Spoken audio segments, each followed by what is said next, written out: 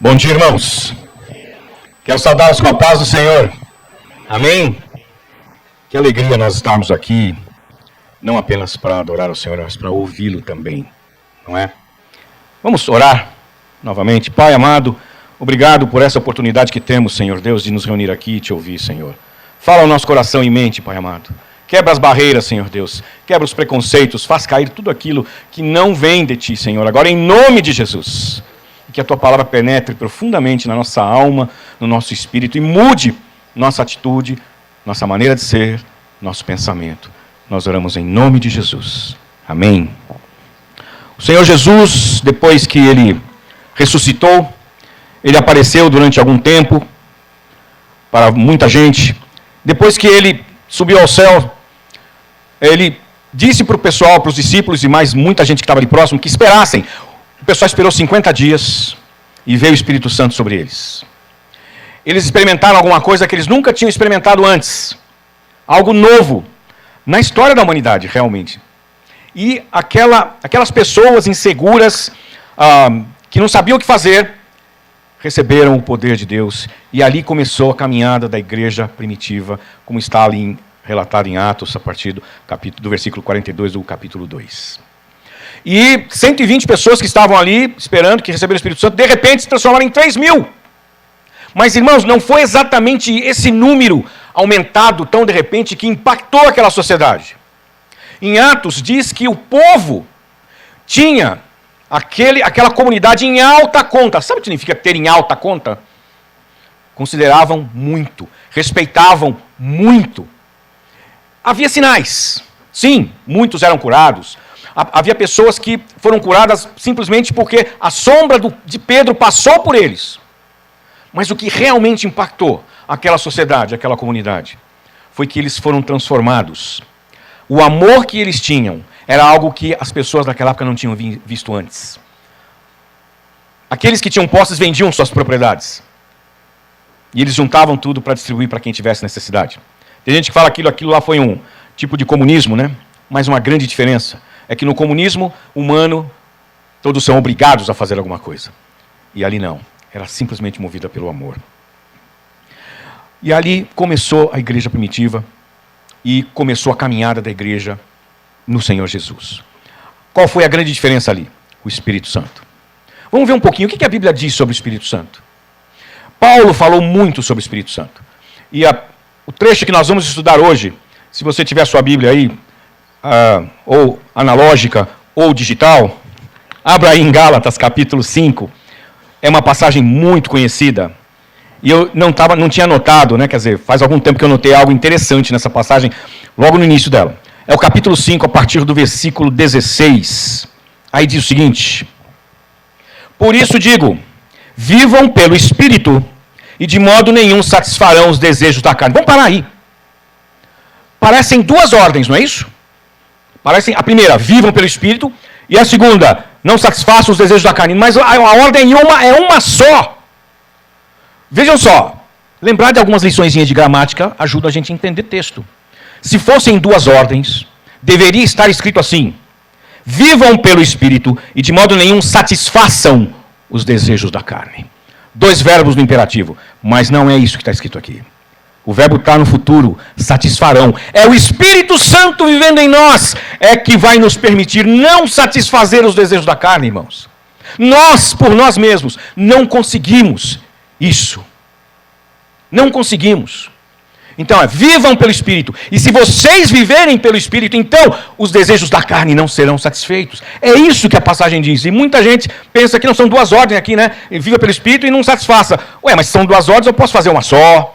Ou posso escolher uma, posso escolher a outra. Não, é o Espírito Santo que nos capacita a não satisfazer os desejos da carne.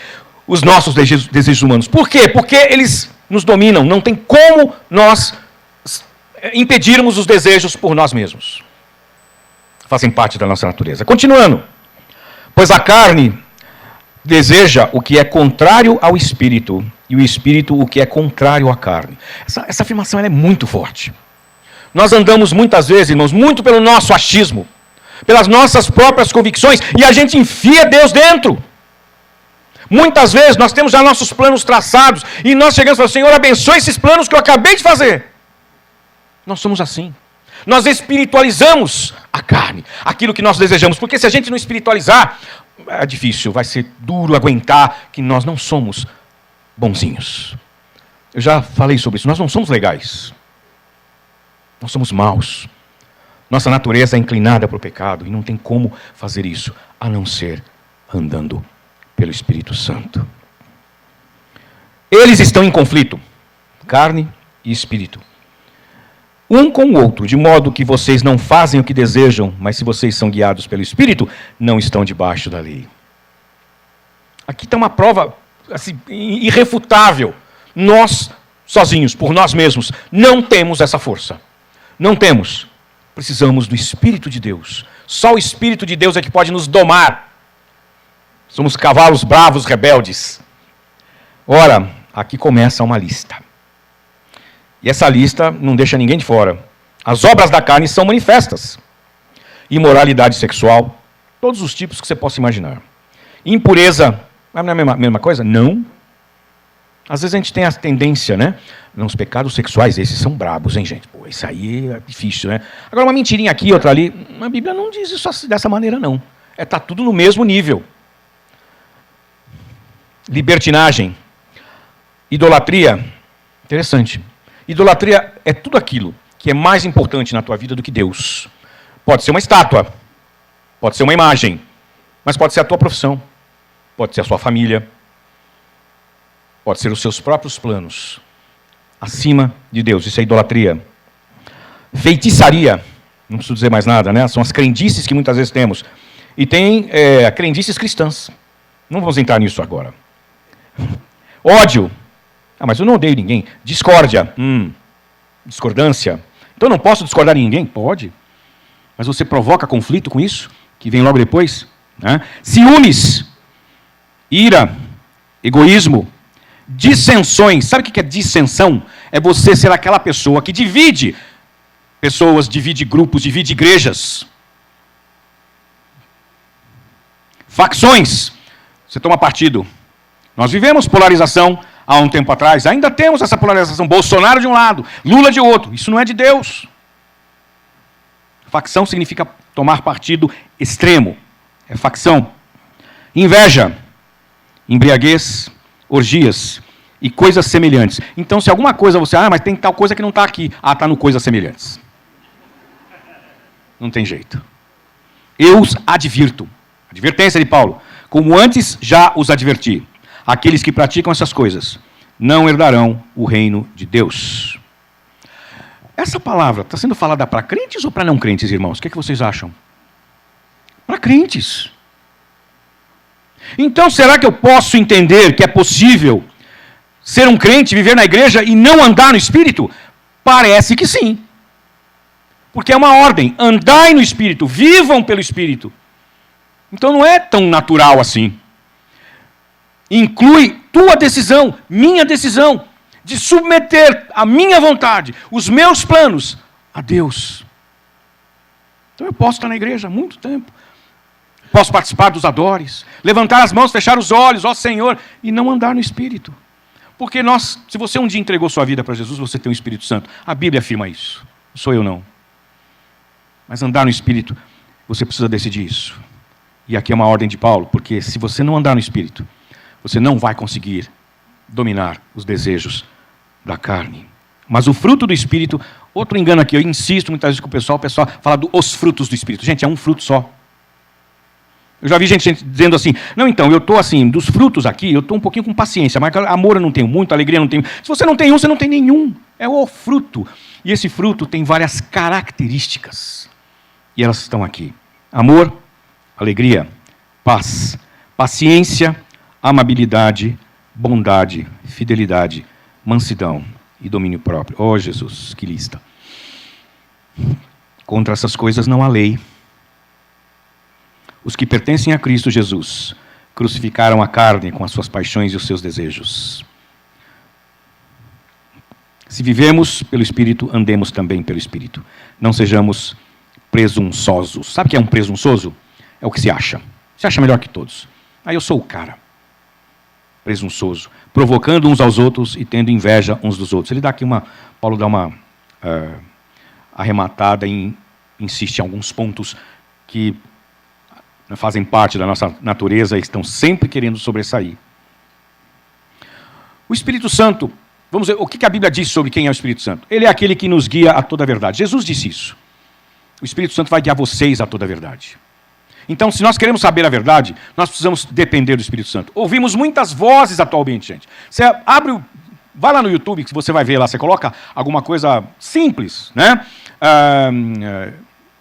Crentes e Jesus. Você vai ver coisas absurdamente diferentes. Como é que nós vamos saber qual é a verdade? Como é que vocês vão saber se aquilo que vocês estão ouvindo agora, aqui, é a verdade? O Espírito Santo é aquele que nos renova. Paulo disse isso em Romanos. É aquele que vai fazer nos lembrar de tudo aquilo que Jesus falou. Jesus declarou isso aos discípulos. Não se preocupem, o Espírito Santo vai fazer vocês lembrarem de tudo o que eu ensinei. Por isso que os discípulos puderam escrever os evangelhos. Não foi da cabeça deles. Foi sobrenatural. Muitas vezes, coisas que aconteceram com a gente uma semana atrás, a gente não lembra. Às vezes a gente até distorce um pouquinho algumas palavras, porque a gente acha que é de um jeito. Mas o Espírito Santo fez com que os discípulos se lembrassem de tudo. Por isso que nós podemos confiar nessa palavra aqui. Porque foi o Espírito Santo que fez lembrar. E é o Espírito Santo que nos permite viver vida em abundante. Como é que a gente anda no Espírito, gente? Vivam no Espírito, diz essa versão da NVI. A João Ferreira fala, andai no Espírito. É sinônimo aqui. É o processo de santificação que 1 Pedro 1,15 descreve. Vamos dar uma olhadinha? 1 Pedro 1,15 diz assim.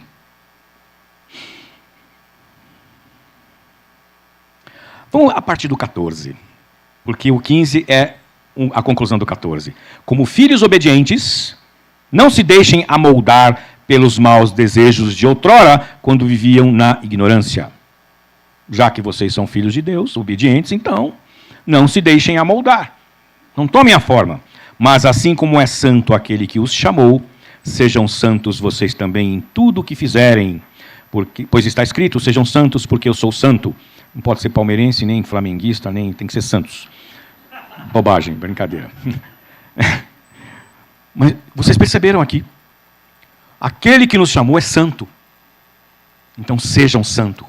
Sejam santos. É uma ordem. Não é automático. É um processo que Deus decidiu. Assim, é a participação nossa. Nós temos que decidir. Quando estamos diante de uma decisão, nós decidimos. Queremos seguir o nosso desejo ou queremos buscar a vontade de Deus?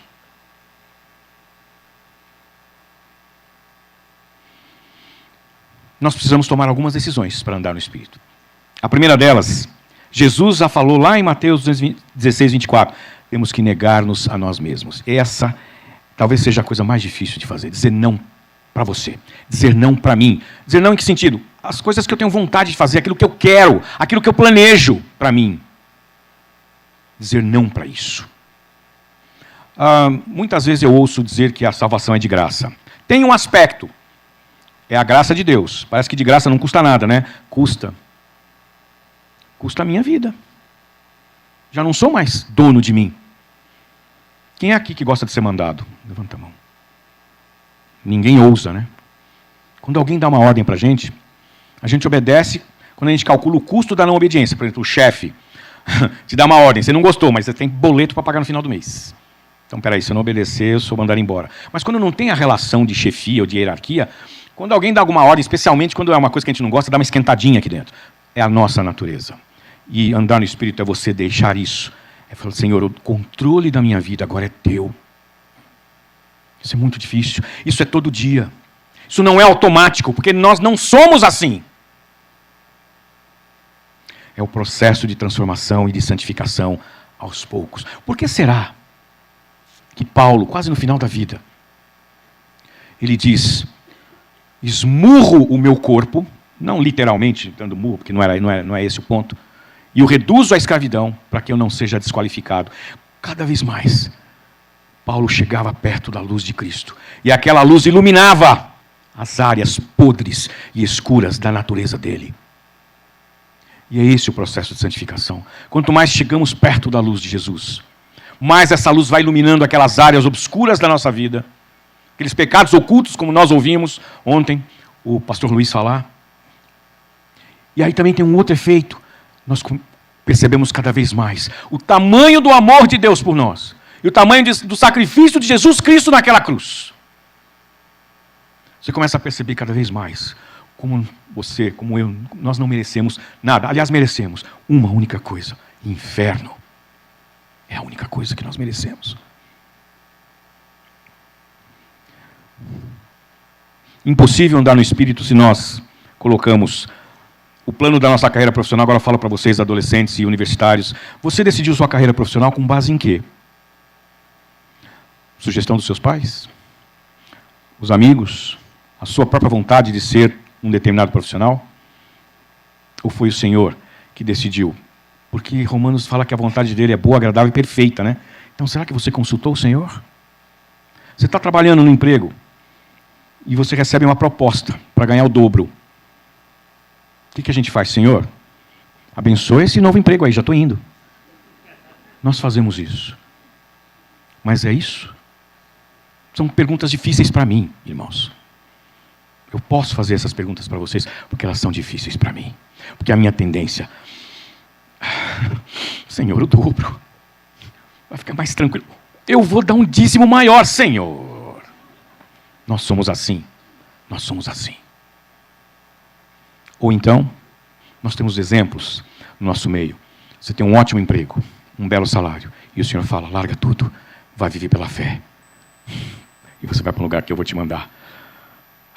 Ah, mas é que Deus não me chamou para ser missionário. Deus chamou todos nós. Estamos dispostos? Isso é andar no Espírito.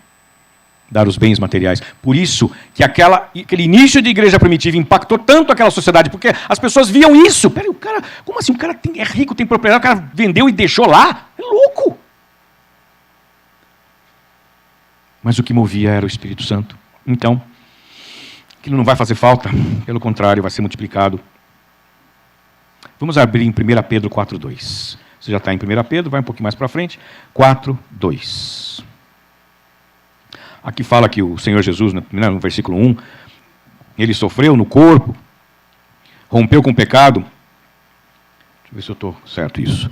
Para que no tempo que lhe resta não viva mais para satisfazer os maus desejos humanos, mas sim para fazer a vontade de Deus. Interessante. A gente acha que não, eu sou pecador, mas tem um monte de coisa legal, eu sou legal. Mas aqui está dizendo assim que os desejos humanos são maus. Aqui não está dizendo, alguns são maus, outros são bons. A gente não acha isso na palavra de Deus. O que a gente acha é o contrário. Não há um justo nenhum sequer. Todos pecaram e estão fora da glória de Deus. Carecem de Deus. É isso que a Bíblia diz sobre nós. Negar-se a si mesmo é viver exclusivamente para Cristo. Vamos voltar um pouquinho para 2 Coríntios. Capítulo 5. 2 Coríntios, gente, está depois de 1 Coríntios. Olha que maravilha, não é? Que maravilha. 2 Coríntios, capítulo 5, versículo 15.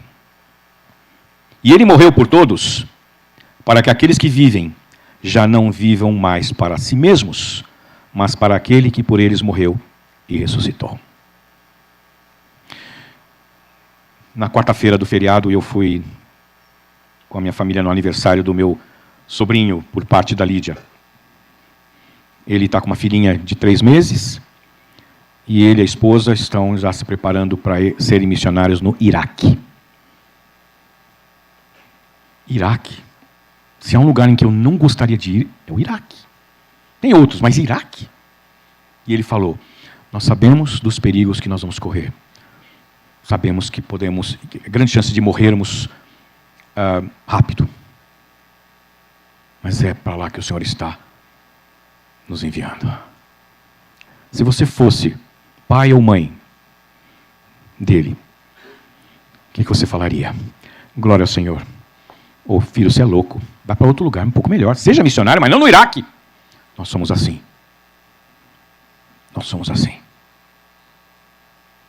Negar-se a si mesmo é disposição para abandonar tudo aquilo que a gente tem.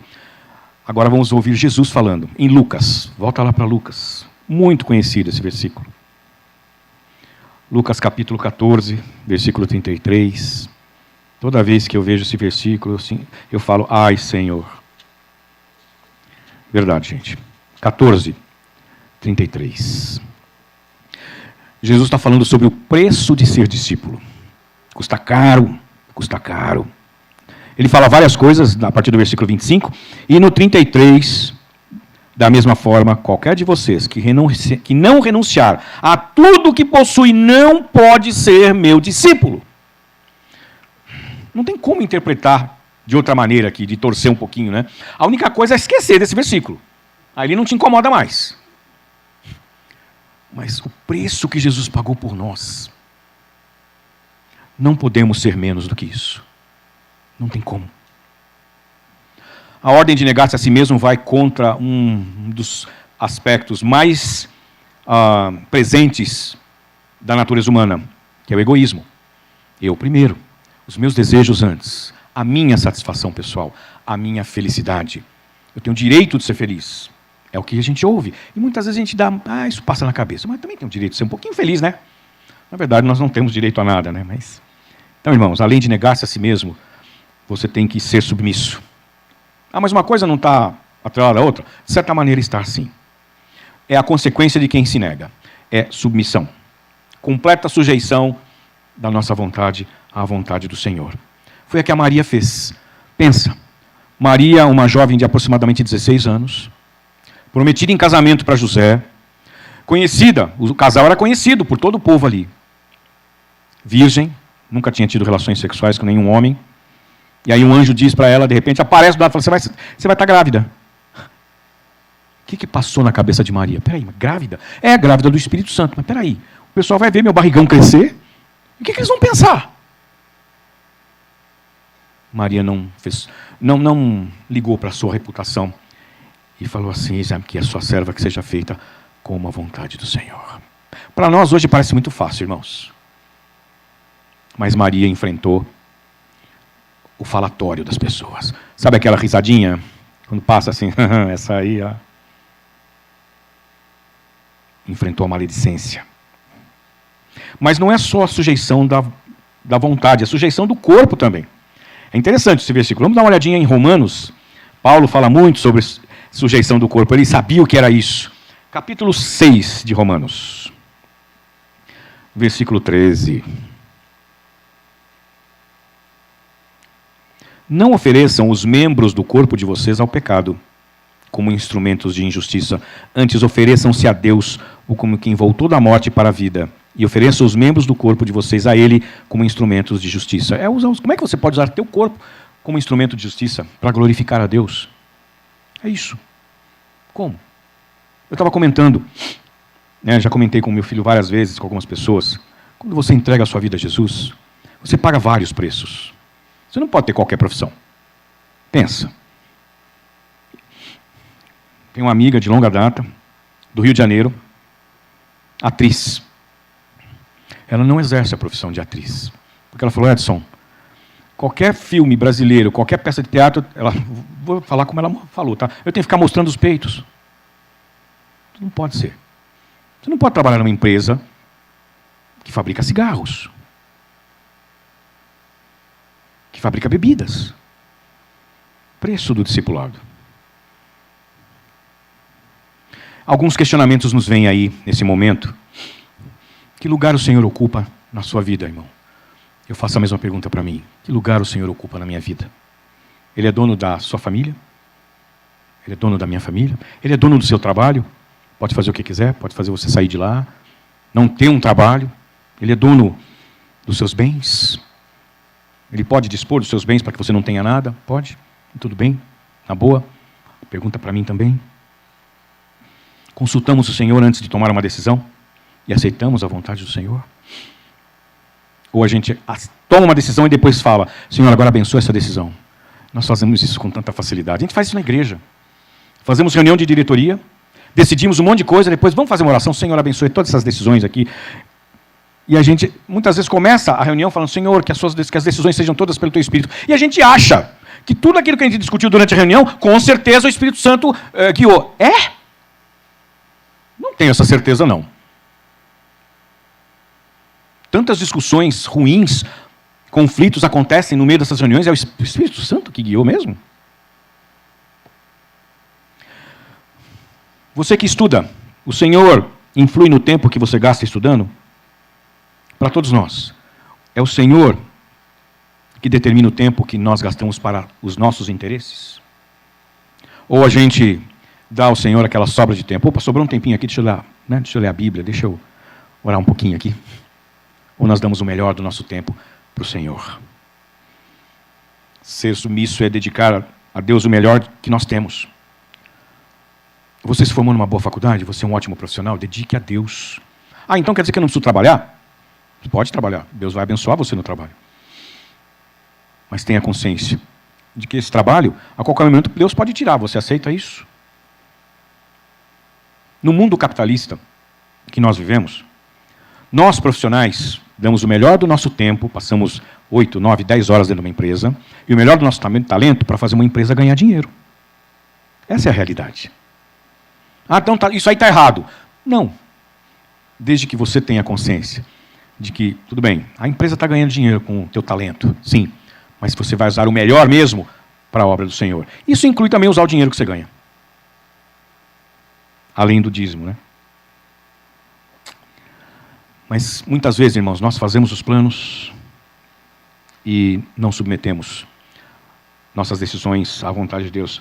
E com isso a gente acaba não conhecendo a vontade de Deus. A gente não sabe quantas vezes as pessoas, mas como é que eu sei a vontade de Deus? Ué, primeiro submeta a sua vontade e a vontade dele.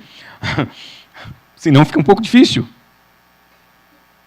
Em Romanos 12, 2 diz que a vontade de Deus tem 3 características, irmãos.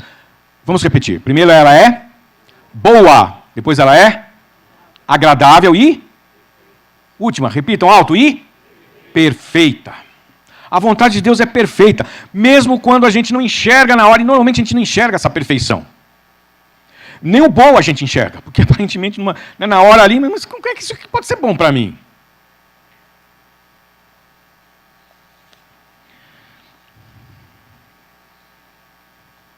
Submeter-se ao Senhor, negar-se a si mesmo, são a chave para esse processo de santificação e de andar no Espírito.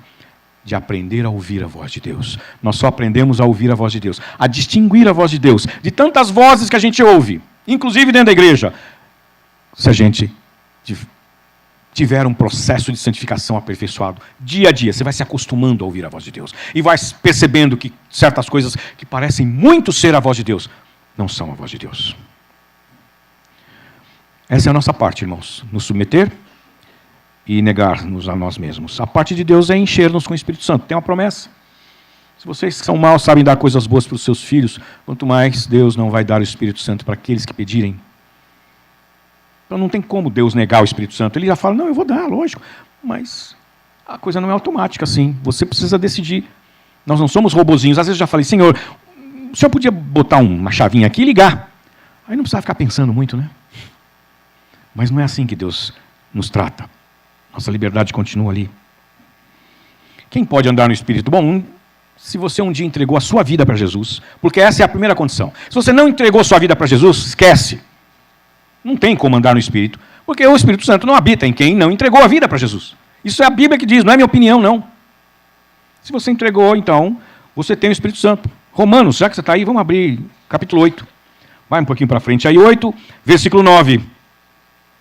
Entretanto, vocês não estão sob domínio da carne, mas do Espírito, se de fato o Espírito de Deus habita em vocês. E se alguém não tem o Espírito de Cristo, não pertence a Cristo. Perceberam? Não é minha opinião. Você não tem o Espírito de Deus, você não tem o Espírito Santo de Deus, você não pertence a Cristo. Ponto. É o que a Bíblia fala. Temos o Espírito Santo, mas precisamos ser plenos dele. Em Efésios, Paulo fala assim, não se embriaguem com vinho. Eu ainda estou tentando entender exatamente o que tem a ver o vinho com o Espírito Santo. Eu tenho uma ideia do que Paulo tinha na cabeça, mas fala, mas enchei-vos do Espírito. De novo aqui, ó, sejam cheios, continuamente. Parece que no grego é uma ideia de continuidade, né? Seria um gerúndio no português. Sejam cheios, deixem-se ser enchidos pelo Espírito Santo, continuamente. Ser cheio do Espírito é deixar que o Espírito Santo seja o dono de todas as áreas da nossa vida. dono dos nossos planos, dono dos nossos sonhos, dono dos nossos desejos. Tarefa difícil, porque a nossa natureza vai contra isso.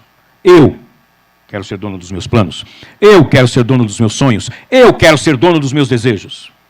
E é isso que eu tenho que submeter ao Senhor. Essa luta de eu querer ser, eu querer estar no controle. Ser cheio do Espírito, andar no Espírito é uma ordem. Mas nós decidimos, vamos obedecer a essa ordem ou não? Ser um cristão genuíno e não ser cheio do Espírito é impossível. O cristão de verdade é cheio do Espírito. Ser cheio, ser pleno, são condições essenciais para permanecer em Cristo, gente. Do contrário, a gente não permanece em Cristo. A gente pode até achar que está em Cristo. Os desvios do Evangelho, de tantas coisas que a gente vê por aí, são por causa disso. O Senhor quer que a gente se submeta a Ele sem reservas. Sem reservas é sem restrições. Senhor, Tu tens o direito total sobre minha vida. Jesus está pronto para derramar bênção sobre nós, irmãos. Mas o preço é submissão. É negar-se a si mesmo. Jesus não quer pessoas que o adorem de boca para fora. Mateus 15:8. Nós conhecemos. Esse povo honra-me com os lábios, mas o seu coração está longe de mim. Esse povo honra-me com os lábios, mas o seu coração está longe de mim. Palavra dura. Palavra dura. Não é isso que Jesus quer. Jesus quer que os cristãos o adorem em espírito e em verdade. Aquela conversa que Jesus teve com aquela mulher samaritana, ela é muito interessante. Porque depois de algum tempo Jesus fala, Deus procura pessoas. Já imaginou? Deus está procurando gente. A gente só procura alguma coisa que não é fácil de achar. Senão você não precisa procurar muito, já está pipocando, já aparece ali direto. Pessoas que o adorem em espírito e em verdade, não da boca para fora. Jesus, o Senhor quer pessoas sérias para fazer parte do seu exército, dispostas a pagar o preço. Estamos dispostos a pagar o preço? Qual é a nossa resposta? Vamos orar, irmãos. Pai, obrigado pela Tua palavra, primeiramente, Senhor. Queremos nos colocar diante de Ti, queremos dizer que nós dependemos de Ti, Senhor. Queremos dizer que nós não conseguimos nada por nós mesmos. Então nós pedimos misericórdia. Tem misericórdia deste povo, Senhor Deus, de todos nós aqui. Com a Tua paciência infinita, Senhor, nós pedimos que o Senhor nos ajude a andar no Espírito. Nos ajude a ser cheios do Espírito. Nos ajude a entender, Senhor Deus, aquilo que nós precisamos submeter a Ti. Aquelas áreas da nossa vida que nós guardamos trancadas. Ajuda-nos a abrir essas portas, Senhor. Porque o Senhor mesmo disse que é o Senhor que faz em nós tanto o desejar quanto o realizar. Ajuda-nos a desejar. Queremos Te servir, não queremos ser aqueles que Te louvam só da boca para fora.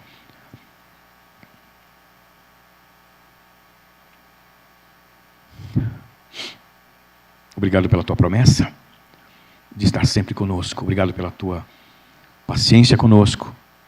Obrigado pela Tua misericórdia. Que o Senhor nos ajuda a fazer todas as coisas. Nós oramos agradecidos em nome de Jesus. Amém.